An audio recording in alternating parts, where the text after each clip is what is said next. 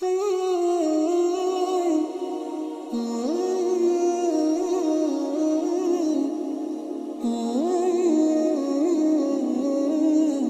banyak dari teman-teman yang sudah mendengar kisah tentang pertemuan Nabi Sulaiman dan Ratu Balqis, tapi di sini kita tidak akan menceritakan itu karena di balik kisah itu ternyata ada sisi lain yang menarik untuk dibahas, yaitu benarkah kalau Ratu Balqis ini merupakan sosok manusia setengah jin? Mohon untuk teman-temanku seiman untuk menonton video ini sampai habis agar tidak terjadi kekeliruan dan salah paham.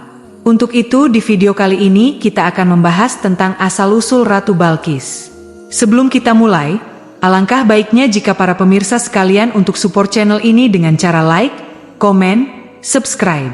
Semoga yang sudah bantu support dilancarkan rezekinya. Amin, amin, ya robbal alamin. Assalamualaikum warahmatullahi wabarakatuh, sobat beriman yang dimuliakan Allah. Semoga kita selalu dalam keadaan sehat walafiat. Amin ya robbal alamin. Balqis adalah seorang ratu yang terkenal dari kerajaan bernama Saba. Ada perbedaan pendapat dari para ahli sejarah mengenai lokasi kerajaan Saba ini. Ada yang bilang terletak di Arab bagian selatan, yaitu negara Yaman. Namun ada pula pendapat lain yang mengatakan kerajaan ini ada di tanduk Afrika atau lebih tepatnya berada di negara Ethiopia. Tapi ada juga yang berpendapat lain. Pendapat itu berasal dari Kiai Haji Fahmi Basha. Beliau menyatakan bahwasanya Candi Ratu Boko yang ada di Jogja adalah istananya Ratu Balqis. Tapi mendapat lebih kuat, Istana Ratu Balqis terletak di negara Yaman di wilayah barat laut kota Ma'arif, karena di sana ditemukan puing-puing bangunan yang diperkirakan para sejarawan reruntuhan bangunan itu berasal dari tahun 1300-an sebelum Masehi, dan ini cocok jika dikaitkan dengan waktu masa kejayaan kerajaan Saba. Lalu, kenapa dinamakan kerajaan Saba? Nama Saba diambil dari nama raja pertama di kerajaan itu, yaitu Saba bin Yazid bin Yarib. Dikisahkan oleh Imam Zainuddin Abdurrauf Al-Munawi dalam Faidul Al-Qadir, sebelum Ratu Balqis dilahirkan, ayah dari Ratu Balqis yang ketika itu menjadi raja di kerajaan Saba memiliki satu hobi yang unik, yaitu dia sangat senang dengan aktivitas berburu.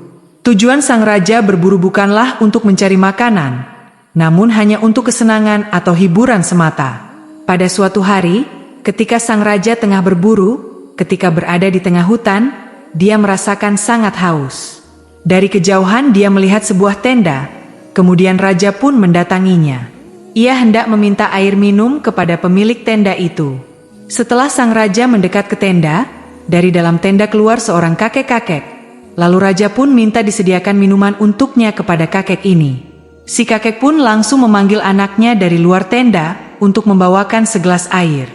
Nah, dari dalam tenda keluarlah seorang wanita yang ternyata sangat cantik bagaikan matahari, dan di tangannya memegang cangkir berisi air yang terbuat dari batu yakut.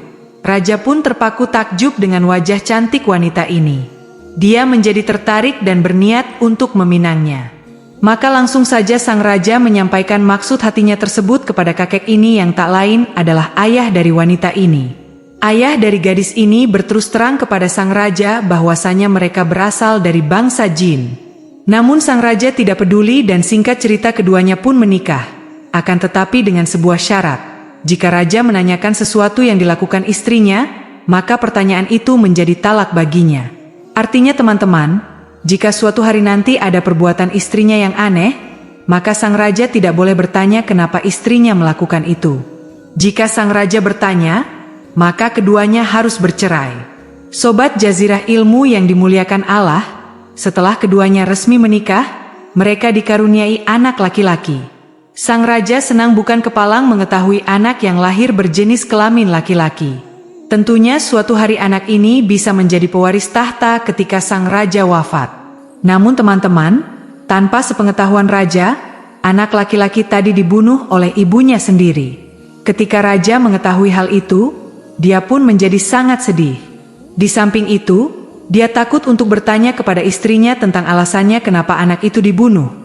Karena jika saja sang raja bertanya tentang alasannya, maka artinya mereka berdua akan bercerai. Pada akhirnya, sang raja hanya bisa diam dan menahan rasa penasarannya itu. Teman-teman Huzaiman. Setelah beberapa tahun kemudian, istrinya hamil dan melahirkan bayi perempuan. Mereka menamakannya dengan Balqis dan untungnya anak mereka yang kedua ini tidak dibunuh lagi. Sang raja pun tampak senang. tapi bercampur dengan rasa gelisah. Akhirnya pada suatu hari, raja pun tak bisa menahan rasa penasarannya. Dia mendatangi istrinya dan menanyakan alasannya, apa waktu itu anak laki-lakinya dibunuh. Mendengar pertanyaan ini, istrinya menjadi sedih karena sesuai dengan perjanjian. Apabila suaminya bertanya maka terjadi talak saat itu juga. Dengan perasaan yang bercampur aduk, istrinya berkata, "Inikah balasan darimu? Dulu kubunuh anak laki-laki itu karena membelamu. Sesungguhnya ayahku telah mencuri berita dari langit. Dia mendengar malaikat mengatakan jika anak itu sudah besar, dia akan membunuhmu. Ayahku juga mencuri berita dari langit tentang anak perempuan ini. Dia mendengar bahwasanya malaikat banyak yang memujinya dan banyak yang dari mereka yang menggambarkan kerajaannya sesuai janjimu waktu itu. Ini adalah perpisahan antara diriku dan dirimu." Kemudian istri raja yang dari bangsa jin itu pergi dan tak pernah terlihat lagi. Teman-temanku seiman, di dalam kitab tafsir Imam Al-Qurtubi, di sana dikisahkan lain mengenai cerita asal-usul Ratu Balkis ini. Cerita singkatnya begini, teman-teman, ayah Balkis adalah seorang menteri di sebuah kerajaan. Nah, raja dari kerajaan itu punya kebiasaan buruk, yaitu rajanya suka memaksa istri-istri rakyatnya untuk melayani nafsu sang raja. Menteri kerajaan atau ayahnya Balkis ini adalah seorang laki-laki yang sangat pencemburu. Makanya dia memutuskan untuk tidak menikah karena takut apabila dia punya seorang istri, maka sang raja akan memaksa istrinya itu untuk melayani nafsu bejat sang raja. Pada suatu hari, ketika si menteri ini sedang berada dalam sebuah perjalanan, dia tak sengaja bertemu dengan seorang pria yang tidak dikenal. Kemudian, pria asing itu bertanya kepada si menteri, "Wahai tuan, apakah engkau memiliki istri?" Kemudian menteri menjawab, "Aku tidak akan menikah selamanya karena raja di negeri kami suka memaksa istri-istri dari rakyatnya." Lalu, pria asing ini pun menjawab, "Jika engkau mau menikahi putriku, maka selamanya rajamu itu tidak akan bisa memaksanya." Dan sang menteri menjawab, "Mana mungkin, pasti raja tetap akan memaksanya." Kemudian, pria asing ini berkata, "Sesungguhnya kami adalah bangsa jin, di mana rajamu tidak akan mampu memaksa kami." Akhirnya, setelah mengetahui hal tersebut, maka sang menteri pun mau. Singkat cerita, menikahlah sang menteri dengan anak gadis dari pria asing tadi. Maka lahirlah anak perempuan mereka yang diberi nama dengan Balkis. Sobat Jazirah Ilmu yang dimuliakan Allah, cerita versi ketiga berasal dari buku tafsir Ibnu Adil yang juga menceritakan tentang asal-usul Ratu Balkis. Diceritakan di buku itu, ayah Balkis adalah seorang raja di Yaman yang berasal dari keturunan agung Yaruf bin Kohtan. Pada suatu hari, dia berkata kepada raja-raja lain yang ada di luar wilayah kekuasaannya, Raja Yaruf bin Kohtan berkata, "Tidak ada satupun dari kalian yang sepadan denganku." Karena kesombongannya itu, Raja Yaruf tidak mau menikah dengan putri para raja-raja yang berada di luar kekuasaannya. Itu akhirnya sang raja dinikahkan dengan wanita yang berasal dari golongan jin yang bernama Raihanah bin Kan.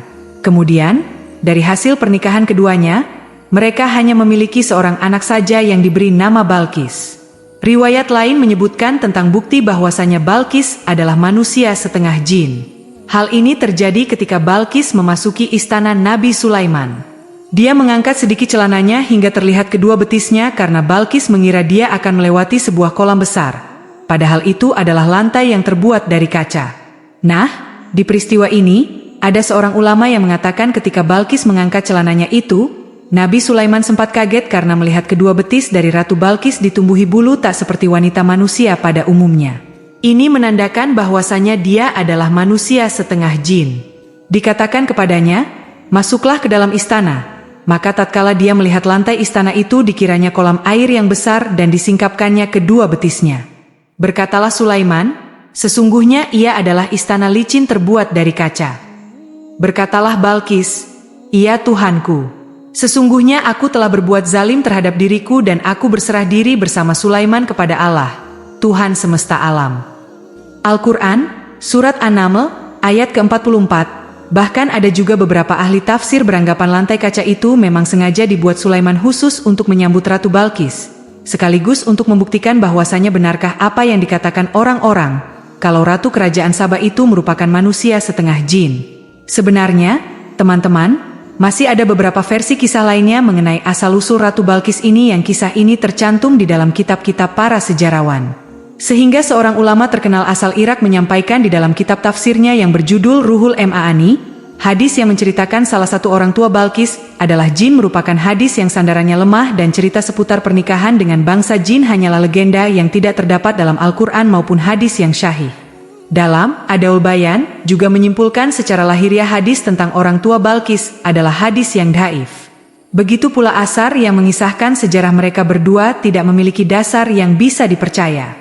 Bahkan Al-Mawardi menentang pernikahan manusia dengan bangsa jin dan menilai sebagai sesuatu yang tidak rasional, karena mereka berasal dari jenis yang berbeda sehingga memiliki tabiat yang berbeda pula. Manusia adalah jasmani sedangkan jin adalah ruhani. Manusia berasal dari tanah seperti yang tercantum di dalam Al-Quran, Surat Ar-Rahman, ayat ke-14.